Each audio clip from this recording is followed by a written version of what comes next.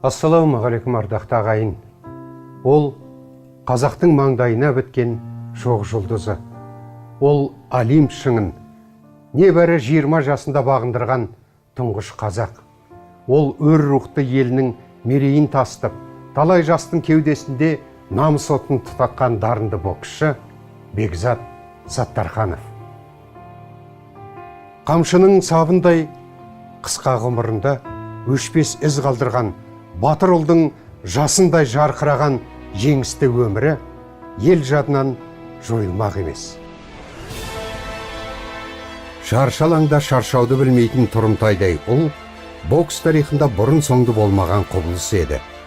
Асықтай бала алғашқы қадамнан ақ мамандардың назарына іліккен. Небір айтулы додаларда қарсылас шақ келтірмеген Бекзат ел құрамасының сапынан орын алды. Ал 20-ға енді ғана толған оның Сидней Олимпиадасында дара шығып, көк байрағымызды биікке көтерген сәті барша қазақтың есінде. Бұл кез келген жұмыр басты пенденің пешенесіне жазыла бермейтін тағдыр. Иә, тағдыр. Айтуға жеңіл болғанымен, осынау сөздің салмағы қандай ауыр.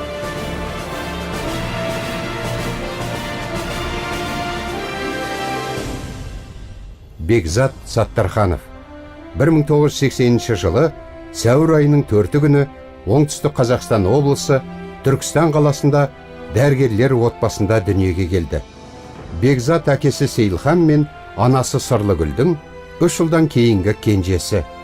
Анасы дәрігерлердің денсаулығыңа қауіп төніп тұр деген ескертпесіне қарамастан бауыр еті баласын өмірге әкелем деп қайсарлық танытқан екен.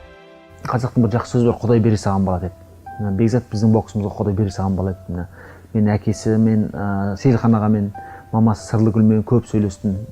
Жас алашта жүрген кезде де, жас қазақта жүрген кезде де арнайы беттер ұйымдастырдым сол Бекзат туралы. Шешесі айтады, Сырлыгүл апа айтады. Сол 1980 жылға Мәскеу Олимпиадасының финалын тамашалап отырған кезінде Серік Қонақбаев финалда Патриция Оливерден жеңіліп қалған кезде қатты өкіндім, қазақтан неге бір бала шықпады деп. Содан кейін тіпті мына дүниеге келетін кезде бұл дені сау бала болмауы мүмкін дегенде пікір айтылды дейді. Бірақ кейін тыңдап қараса жүрек сұмдық соғып отыр. Мұндай жүрек тыңдап көрмеппін деп дәрігер айтты дейді. Яғни бұл Бекзаттың өмірге келуіміз бір ерекше жағдай болған сияқты да. Бекзат тумысынан ерекше жаратылған жан еді. Кішкентайынан ширақ, еңбекқор, мейірімді болып өседі. Денесі талдырмаш нәзік көрінгенмен Бекзат намысқой еді.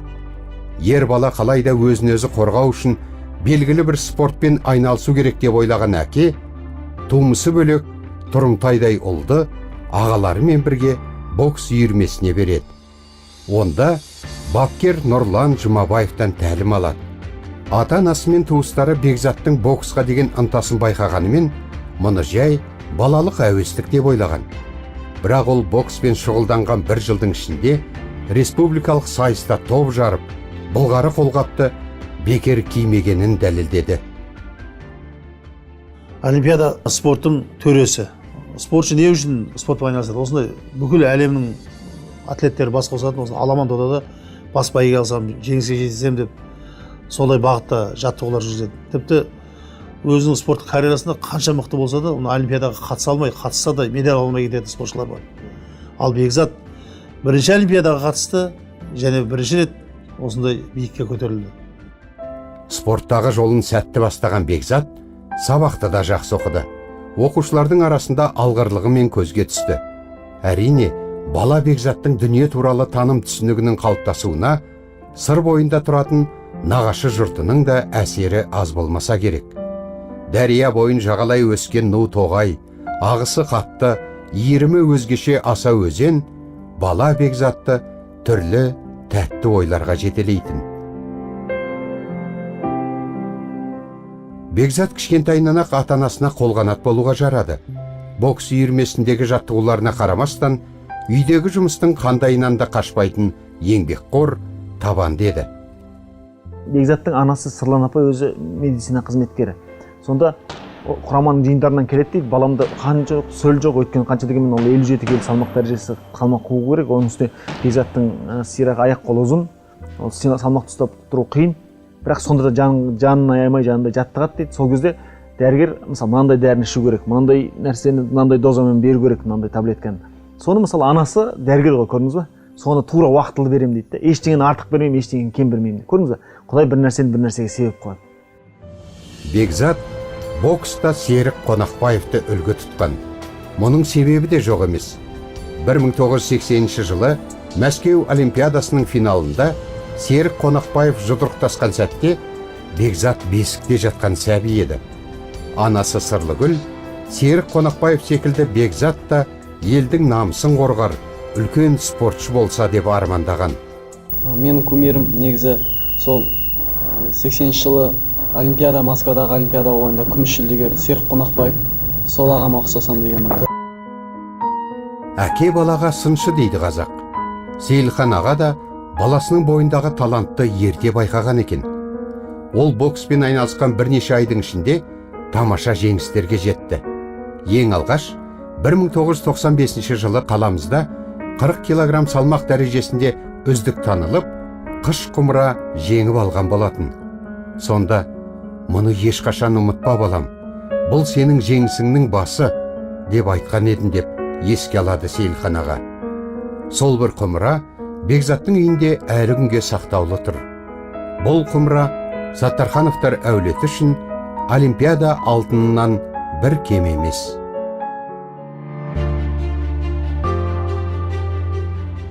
Еңбекқорлық пен табандылық Бекзатты бокс додаларының биіктеріне жетеледі. Шүмектеп төгілген тер әлі 16-ға толмаған боз баланың алдынан жеңіс жолдарын ашты. 1996 жылы Жезқазған, Қостанай, Қарағанды қалаларында өткен турнирлерде бас жүлдені еншіледі. Рингтегі өзіндік өрнегімен, ширақ қимыл, сұлу соққылармен дараланған Бекзат бокс мамандарының көзіне түсті. Шымкенттегі белгілі бапкер Анатолий Визерякин балаң жігітке, егер атақты боксшы болғың келсе, Шымкенттегі спорт интернатқа ауыс депті. Бұл Бекзат үшін үлкен мүмкіндік еді. 15 жасында кішкентай ғана ауылда осы кімнің Түркістан қаласының шетінде боксқа келеді. Содан бір жылдан кейін облыстың кішкентай жасөспірімдер арасында ұтатты облысты. Сонда біз Анатолий Визерякин деген тренер осы жерде істеді, қазір Россияға кетіп қалды. Сол кісінің көзі түседі сол. Содан алып келеді осында. Аргентинада болған әлем чемпионатында екінші орын алды. Қазір біз Оразалиев екеуі бірге барып, ол үшінші орын алды сол жылы жастар арасында. Содан кейін келеді, сол жастар арасында екінші орын алғаннан кейін Қазақстан құрама командасына кіреді, үлкендер арасында. Шымкенттегі Анатолий Визерякинмен өткен тынымсыз жаттығулар Бекзатты одан әрі шыңдай түсті. Тәжірибесі толысып, шеберлігі артты. Нәтиже көп күттірген жоқ. 1998 жылы Аргентинаның Буэнос-Айрес қаласында өткен жастар арасындағы әлем чемпионатында Бекзат Қазақстан құрамасының қоржынына күміс медаль салды. Додадан олжалы оралған сайыпқырандар бірден республиканың ұлттық құрамасына енеді. Сол кезде мен естимін, Аргентинада Буэнос-Айрес қаласында өткен әлем чемпионатынан Қазақстан жастар құрамасы кереметтей өнер көрсетіп, медальдарды алып, отанға оралды. Солар ұлттық құрамаға кіреді, мыс деген хабарды естідім. Сол хабармен жүріп жатырмын. Алматы қаласында халықаралық турнир өтіп жатыр. Рингке беттеп келіп, рингтің қасында қарап тұрмын рингке. Bir кезде артынан ассалаумағалейкум деген дауыс естілді. Бұрылсам, 4 жас жігіт тұр. Бірінші шамаладым, боксшылар шығар деп. Бірақ танымадым.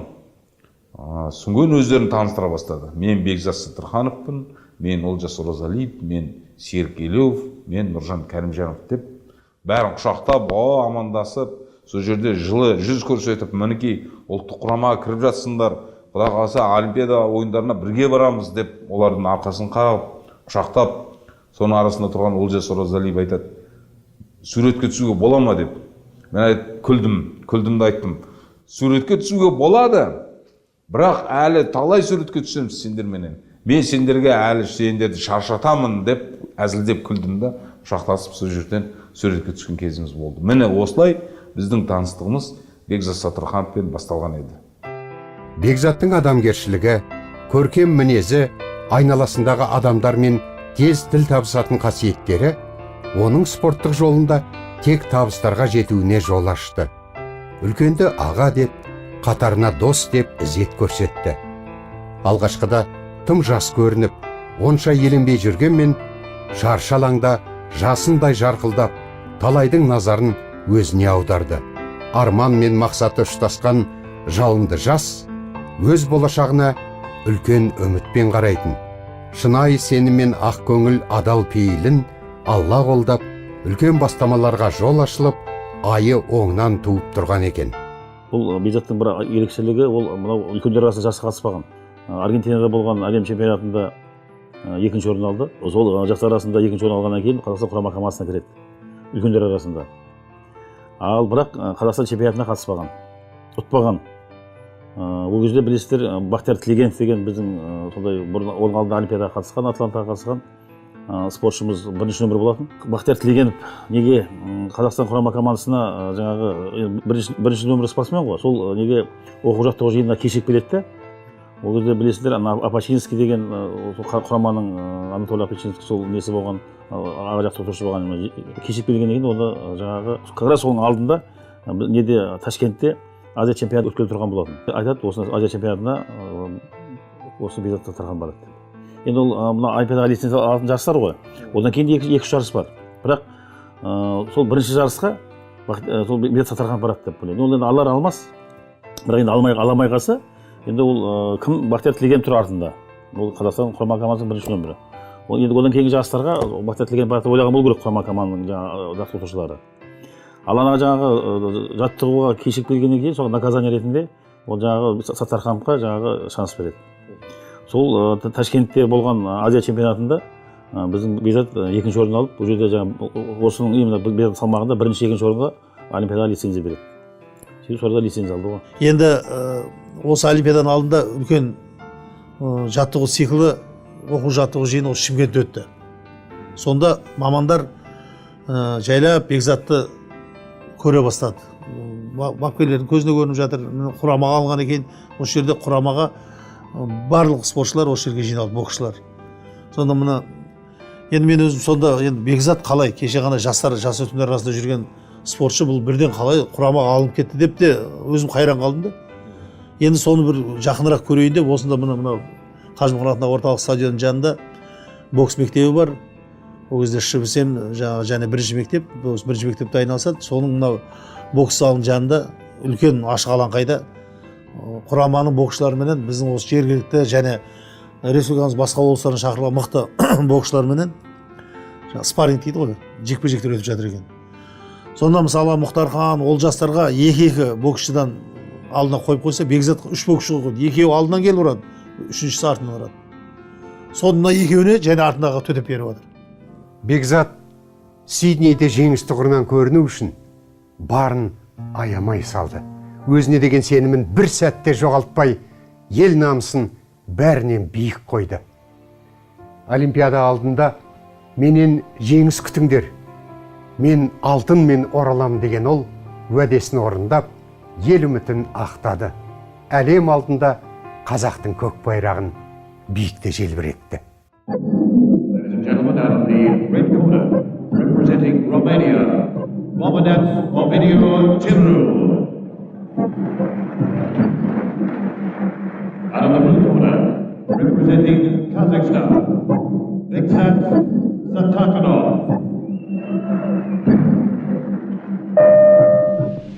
Бекзат шаршаланға Олимпиада жарысының 3-ші күні шықты. Оның қарсыласы Румынның Бобринат Авидou есімді боксшысы болды. Алғашқы жекпе-жек Бекзаттың еншісіне бұйырды.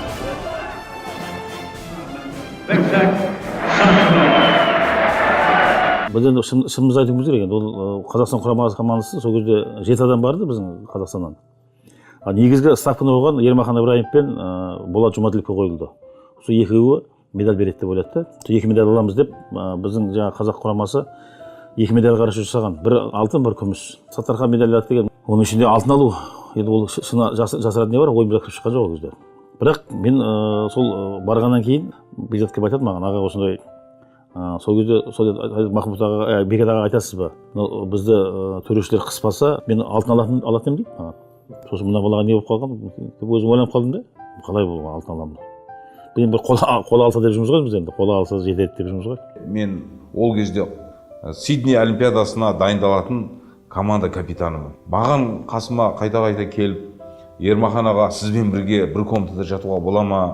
Сізбен бірге серуендеп тренировка жасауға бола ма? Деген ұсыныстарды көп айтатын.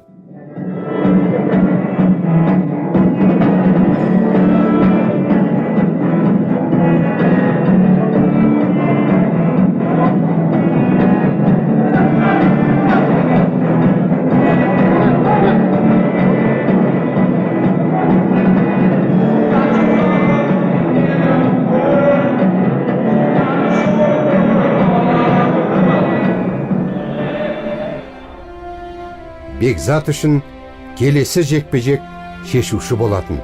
Мүмкін бүкіл Олимпиададағы қиын шайқас осы болар.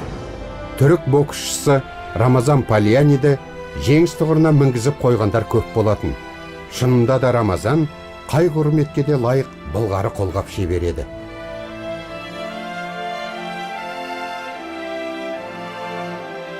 Тургунов деген өзбек қарсыласы бар. Бір Пальяни Оглы деген Түркияның және қарсыласы бар. Одан бері келсеңіз тағы да ресейлік бір қарсыласы бар. Солардың бәрін ол зерттей бастады. Сонда бұлар қарасаңыз, ең қиыны Рамазан Пальяни Оглы болып шықты. Ол Түркияның боксшысы, бірақ Грузиядан кеткен. Бұрын сонау менімен бірге құрдас 73 жылы туған, енді менен бір жас кіші, 73 жылы туған Совет одағының спорт шебері, сондай тәжірибелі боксшы. Соны менен Бекзат қайта сұрай береді. Соған дайындық қалай болады? Мен соны жеңе алам ба? Мінекей, қобалжу сонда болды. Бекзаттың қимылынан тоятсыз деген қыран бейнесі көрінетін. Дегенмен, оған бабы келіскен түрік боксшысынан айласын асыру оңайға соқпады. Сонда да намысты қолдан бермеуге тырысқан шаршалаңда жасындай ойнап, жеңісті күнге тағы бір қадам жақындай түсті.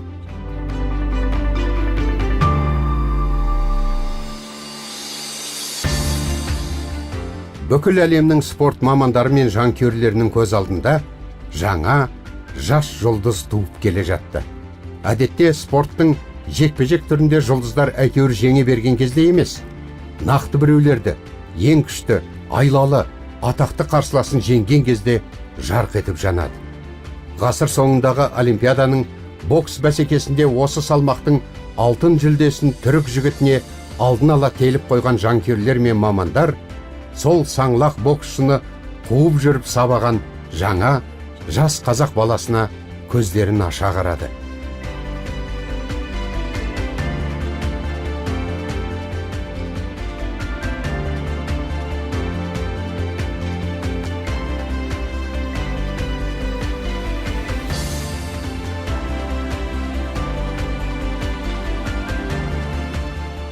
Сайыстың бітуіне санаулы секундтар қалды. Есеп 12-де 11-ді көрсетіп тұр. Бекзат тайқыған жоқ. Қызу ұрыс салды. Қазақтың Саттарханова түріктің Пальянинен үстем түсті. Бұл Сидней Олимпиадасының түңдігін желбіреткен жаңалық болды. Сол кезде Бекет деген ағамыз Махмутов біздің Қазақстан елінен мынау Айба дейді, Айба жаңа Всемирный федерация бокстың, соның вице-президент болатын. Ол уақытта вице-президент бар, ол біздің Бекет ағамен жақын аралары дос. Екеуі жаңа Бекет ағамен әңгімелесіп, анау енді Бекет аға айтқан болу керек. Сендер енді балдарың жас әлі, 20-ға келген жоқ әлі, бұл болашақ алды. Сендер де Ермахан мен Болат екеуі мықты келатыр екеуі. Солар медаль аласыңдар. Бізде бір ақ адам қалды Турцияда. Біз ағайын адамбыз ғой, ананы деп жаңағы алған болу керек. Оны соны әңгімеге естіп қалдым да мен. Сонымен Бекет аға айтамыз ғой, аға бұл қалай? Аға айтады, жоқ, ондай болмайды. Біз төрешілерді жақсылап қадағалаймыз, ондай болмайды ештеңе деп жаңағы ол кісі бізге уәдесін берді. Мароккалық Тахар Тамсамани. Қимылы шалт, шалқақ кеуде Тахар алғашқы сәттен алға ұмтылды. Бірақ ол қазақ боксшысының салқын қандылығының алдында қауқарсыздық танытты. Бекзат бұл жекпе-жегінде таза жеңді.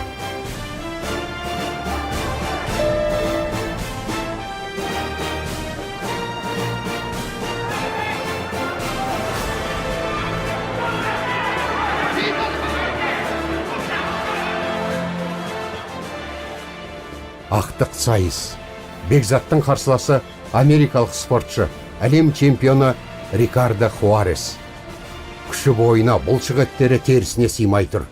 Алпауыт Америкада кең байтақ қазақ елі де өз спортшыларынан тек алтын күтеді. Шаршы алаңдағы айқас тез басталды. Хуарес Бекзатқа тап берді. Бекзат та соққыға соққымен жауап береді. Келесі раундтарда Хуарес ашуға булықты. Ал Бекзат болса, еш тістенбей, қайта айла тәсілмен оның мысын қайтарып отырды.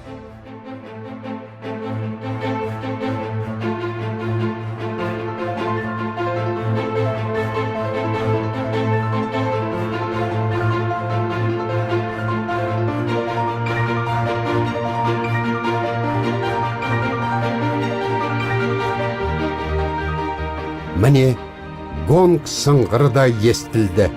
Бекзат Саттарханов Сидней Олимпиадасының чемпионы.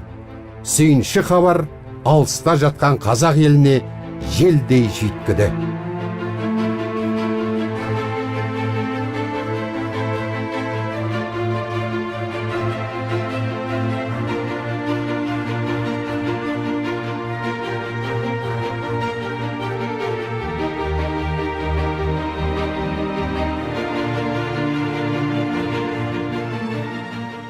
Финалда кейін осыны бүкіл Ресей баспасөзі шулап тұрып жазды.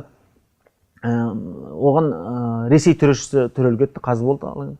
Сонда Бекзат өте жақсы тактика ұстанды. Яғни ол алғашқы 2 раундта төпелеп бұрып, қолдай-ақ тұрмай жүрді. Соңғы 2 раундта мүлде Бекзат былайша айтқан кезде тек қорғаныста жүрді. Сонда ана төреші Бекзатпен сөйлесті деген үшін кейін төрешіні айтты. Кейін біз ол кезде бас бапкер Тұрсынғали еділіп қой, не сөйлестіңіздер ол деп сөйтсек, ол бізді боқтады дейді. Ресей төрешісі боқтады. Біз жауап қаттық дейді. Енді Бекзаттың әлде бір тактикасына риза болмады ма, не болды? Ал Бекзат ол жерде өте дұрыс еді. Бірінші, екінші раундтарда ұпай болды да, ары қарай Хуарестің аяғын тұсап ұстады. Құшақтап алды, бүйтті, сөйтті. Ол сен жеңіске жету үшін ондай жол таңдасаң, саған ешкім қой демейді. Мысалы, қазір кәсіпқой бокста неше түрлі бәлелер бар, тек жатып алатын, айтатын, бүйтетін. Ал қарасаңыз, Бекзат сондай бір тактиканы өте сәтті ұстанды. 22-де 14 деген финалдағы бұл өте күмәнсіз жеңіс. Жұрт не десе о десін. Сондықтан ал Рикардо Рокки Хуарес сол кездегі Бекзаттың қарсыласы. Осы Олимпиададан жеңемін, одан ары қарай кәсіпқой бокстың жұлдызына айналамын деп алдына нақты мақсат қойып жүрген адам. Ал сол мақсатын біздің жігіт іске асырмады, мысалы қарасаңыз. Демек, бұл жерде тағы да қайталап айтайын, Бекзат алдына нақты мақсат қойған және сол мақсатына жеткен адам. Сиднейдегі спорттық олимпиадасы қазақтың алтын асықтай ұлдарының олжа салған додасы болды. Осы бір күнді халқымыз 20 жыл күтті. Сонау 80-ші жылдың жазында Мәскеуде топ жарған Шәміл Серіков пен Жақсылық Үшкемпіровтен кейін қазақтың жігіттері есе жіберіп келген еді. Сиднейде топ жарған спортшыларымызды күтіп алу рәсімі де ерекше болды. Алматы әуежайына ұшақтың келуін күтіп 5000-дай адам жиналған екен. Бұл да бір дана халықтың дархан пейілінің белгісін көрсеткендей.